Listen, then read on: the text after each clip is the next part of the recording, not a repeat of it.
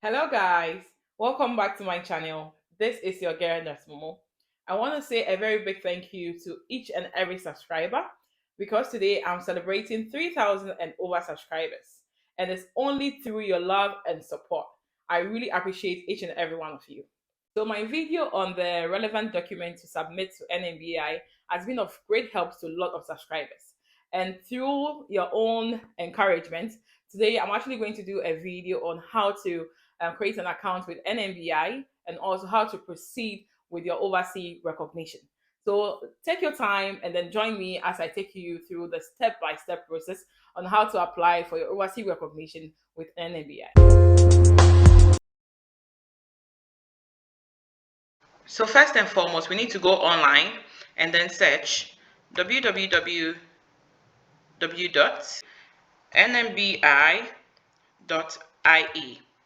Let's search. So you're going to be redirected to the NMBI page, as that's their home page, as we can all see. And then you now have to go to create an account or my account.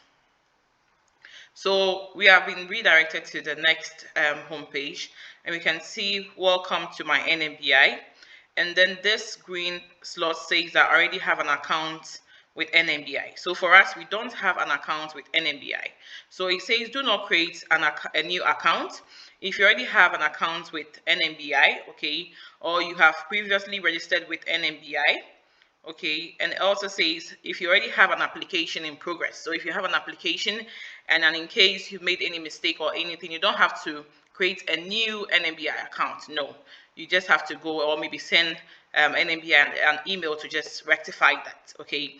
Or if you're a student already on the candidate register or graduating soon, you don't have to create an account, okay? So it says that if you don't fall in this category, you can now go ahead and then create a new account.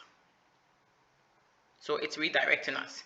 So before we create a new account, there are some pre-qualifying questions that we need to answer before we can proceed. It says that, have you been registered on the NMBI register before? So in this case, it's going to be no. Are you already on the candidates register? That is a no. Have an application in process on my NMBI? That is a no. So we're now going to go ahead and then submit as well. Okay, so we have to agree to the GDPR notice as well. Please take your time to read this before you go ahead to submit, okay?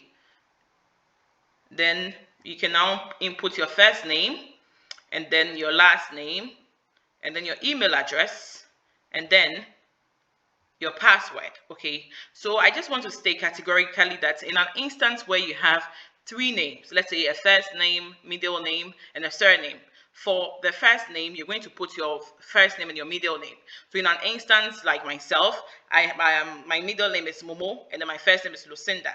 So I just put Lucinda, Momo, then my surname, I'm just going to put my surname there, okay? So if you have three names, put your first name and your middle name together. Your first name first, your middle name, and then your last name.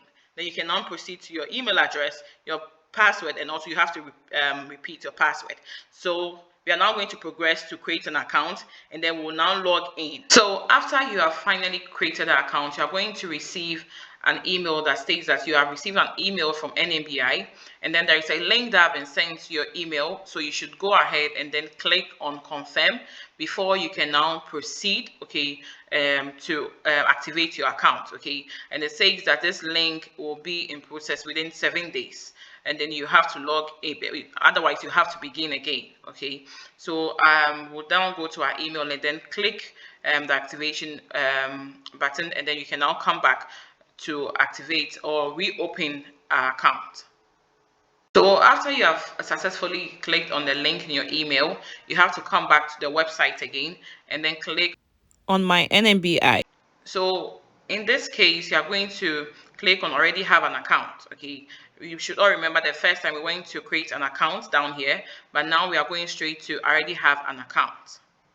So you now have to put in your email address and also your password before you can now be redirected to your account homepage. So when you log in, this is what you are going to see on your screen. Welcome to my NMBI. And over here we have candidate registration. We also have graduate registration, overseas recognition, which is what we are interested in today. And then we also have overseas registration, which is usually after your overseas recognition. So now let's look at how you are going to fill out your personal details, and also how to request for a name change in an instance where you make a mistake whilst you were creating this account. So to input or fill out your personal details, you need to go to my account. And then when you click on my account, there's a drop list. We have my documents, my personal details, my registration details, and my employment details. So for the stats, we are going straight to my personal details.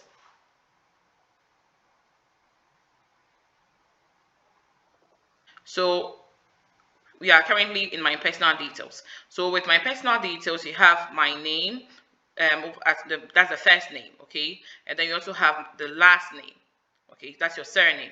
If you are known by any other name, you are going to put it here. Maybe your maiden name before you got married, you can put that over here. And then your place of birth, your gender, and all that. So that you have to come down to also fill out other informations. So we have my contact information. So your address line 1, address line 2. So in an instance where you have 2 addresses, you have to put both addresses here. And also your area where you are, your zip code or your air code if it applies to you. If not, you can just put 0000, like just like in Ghana. That's what I actually found on the internet. And then you also have your county, state, or province. So your county, Accra, the state that you are coming from, you can just put that here. And also your country, you have an arrow here. When you click on it, you are going to find a list of countries that you just have to choose from where you are applying from. And also the phone code prefix. Okay, so for Ghana it's +233. I know Nigeria is +234, and then Ireland is +353. So depending on your country, we have the drop list over here. You just have to pick it up, and then it gives you everything. Then you can now put your number here. Remember, you don't have to add the 0 after the phone prefix. Okay, when you come down, you have your email address, and then your primary language. Okay, so your primary language, if it's Irish, English, wherever, you just have to click that. Your secondary language, and also your third language. So everything is written down here. If you can't find any of this, you can just put English for the 3 languages. I use English throughout. And then when you are done, you can now confirm that all the personal details that you've given are all true. Okay, yes. Then you can now go ahead and save. That is if you haven't made any mistake at all. Now let's look at how you can now request for a name change. So here we have request for name change and also request for gender change in an instance where you made a mistake. Okay, so we are interested in a request for a name change. So we are now going to learn how to request for a name change. So to request for a name change, you just have to click on request name change, and then you have please input name as per your ID document. Include your middle name if it is on your passport. So your requested first name, okay, and then your requested last name. So in an instance where you forgot to add your middle name to it, or any other mistake that you did, you just have to put in exactly as it is on your passport. Okay, so if you have your middle name and your first name, put first name and middle name together, and also your surname here. If you don't have a middle name, just put in your first name and also your last name. That goes to you. And it says that please note, NMBI requires certified copy of your ID document to process name change request. Okay, so it says that must be certified by NMBI approved authority, and also authority must stamp, sign, and date, and confirm if it's true or original. We also have you cannot declare as a true copy. It must be done by an authority. You can do it.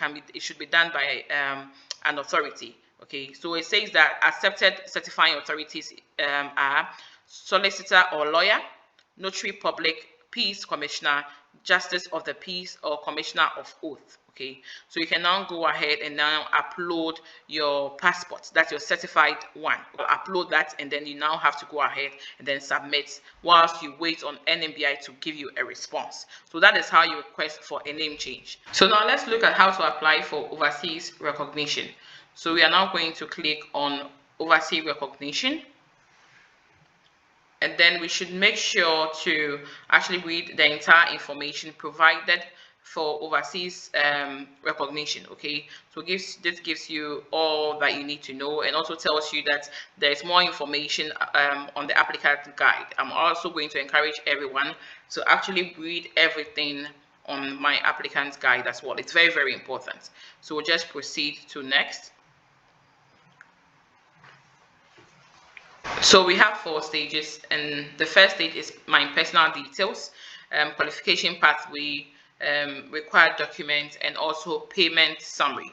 So in an instance where you've already filled everything that's my personal details, you wouldn't have to fill all of this. It would automatically reflect on this page. Okay, yes, but because we haven't done it, just to teach you guys, you have to fill out all of this before you proceed to the next stage, which is the qualification pathway.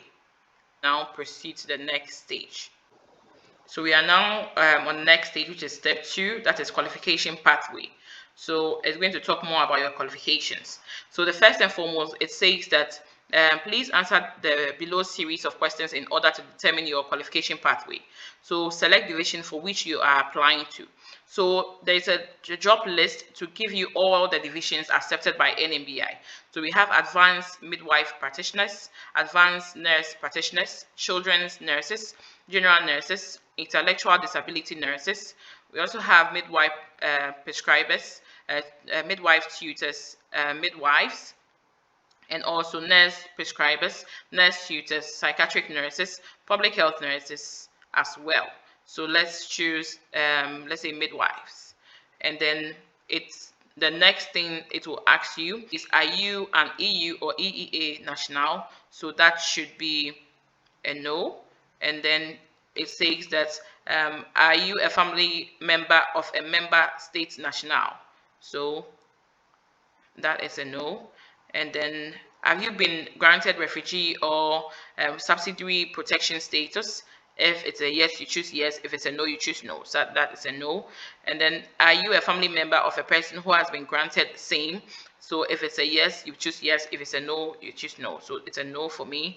And then it says that you fall under the G3. So that's the recognition pathway. That's a G3. So when you get to read everything on the applicant guide, you get to understand all the qualification pathway. So we can now proceed to the next stage. So proceeding to the next stage, the next questions and the qualification pathway for non-directive G3 says, do you hold an undergraduate nursing or midwifery qualification of less than 3 years of training? If it's a no, you put no. If it's a yes, you put yes. But please bear in mind that NMBI wants qualification 3 or more years. Okay, so and then we have you studied an extra course leading to registration as a first level nurse? If it's a yes, you put yes. If it's a no, you put no. So we can now proceed. So we are now on step 3. Okay, so that is a very important step as well. So with that step 3, it says that are you already on an NMBI register in another division, or you have another recognition application in progress? So that's usually for those who are going to apply for another division. Okay, maybe you're a general nurse and then you want to apply for midwifery as your second division. So that's where you have to choose yes. So in this case, for first timers, you're going to choose no. And then you still have to now begin with uploading of all your documents as well. So we are going to go through all of that. So now let's look at how to upload your proof of professional experience, which is your employment form. So that is this box. You just have to click on the add button. And when you do so, you're going to have a new page, as you can all see on my screen. It says name of employer, which has to be your hospital, and also your current job title. Okay, and then the dates of work from. Okay, so the dates at which you started working, and then 2, if you are still working, you can put a future date, or you can put any other date, and then you can now attach a letter to then explain why you did put a future date, or maybe you did put a date which is today that you are actually uploading your employment form. Okay, you just have to put that, because there is no option for till date or anything. It only gives you option for dates, as you can all see. And then you also have number of hours of employment per week. So In Ireland, like this, we know it's 37.5. Okay, so in Ghana, I know it's, I think, 36. It depends on your country. You just have to calculate and just put that over here. And then contact name of your supervisor, you have to put that as well. And then email of your supervisor, make sure that it's the same as what is on your employment form, please. It's very, very important. Use the same contact of the contact name of the supervisor, that is the DDNS or CNO, or the those who are supposed to fill your employment form. Make sure that you put that here, and also the email address. Remember, the email should be official. Okay, very, very important. And then we are now going to upload our employment form on this session as well. So you just have to click on select files, and then going to upload employment form, as you can all see, and then your employment form shows here. And then after you are done with everything, you just have to submit. So now let's go ahead and also upload our qualification form. So you just have to click on the add button just below the qualification form, and a new page also opens like this to you. You just have to put the training institution, so the name of your training institution, you have to put that in this section, and also your course name. So if your course name is midwifery, you just have to put midwifery, or mental health nursing, or general nursing, whatever your course name is, you just have to put that here exactly as what is on your qualification form. Okay, you also have your country of qualification. So if it's Ghana, we have a drop an arrow here to give you all the options. You just have to put it there. Okay, so the next one is date of study from. So your date of study, when you started your studies, and then to which date. Okay, you just have to put in both of them. And then duration of program in years. So if it's 3 years, you put 3 years. 4 years, you put 4 years. Okay, and then duration of program in months. So if it's 3 years, you just have to add up to 6 weeks. If it's 4 years, you just have to add up and just put that there. If it's 5 years, you just have to add up and put it in months. And then contact person in the university. Okay, so if it's the principal, if it's the dean, if it's the registrar, you just have to put that here. And then email of a contact person. If it's not the name of those who I just mentioned, whoever is filling that, you just have to make sure that you put the name of the person here. But remember that you just have to use the right people that accept it. Okay, if you don't know, just check my video on a relevant document to upload. I've stated all those things there. And then you can now go ahead and then upload your qualification form. Okay, and also course syllabus. So as you can all see, I've now uploaded my curriculum under this section, my qualification form, and also my transcript. So after you are done filling everything, you can now go ahead to then submit. So I have finally uploaded all my documents. So the first document should be your certified copy of your passport or ID. Okay, and then it gives you all the instructions here. And then you also have certified copy of qualification parchment or certificate diploma. So you can see passport, you can also see school certificates as I've uploaded, and then we have if you have any other relevant training, you can equally upload that here. I don't have it, so I haven't done so. And then certificate of current professional status, if you have it, you upload it, but usually it's your nursing council that will send that to NMBI. If you have any document that's not in English, you have to upload that. I don't have, so I haven't uploaded that. The next document is my proof of professional experience, which is my employment form. So when you upload your employment form, you are going to have it like this, okay, for you to know that yes, it has really uploaded. Then the next thing is that you go down to your qualification form. So under my qualification form, I've actually uploaded my curriculum and also my transcript, in addition to my qualification form that I sent to my school. Let's remember with that, with your transcript, it should include your clinical and theoretical hours as well. Okay, so now when you are done with all of this, you can either save this document at this stage and then return to your documents at any other stage, or then we can now proceed. Okay, so let's click that I confirm that all documents provided are in connection, are complete and accurate and true. You just have to click that before you can now go ahead and then proceed to payment stage.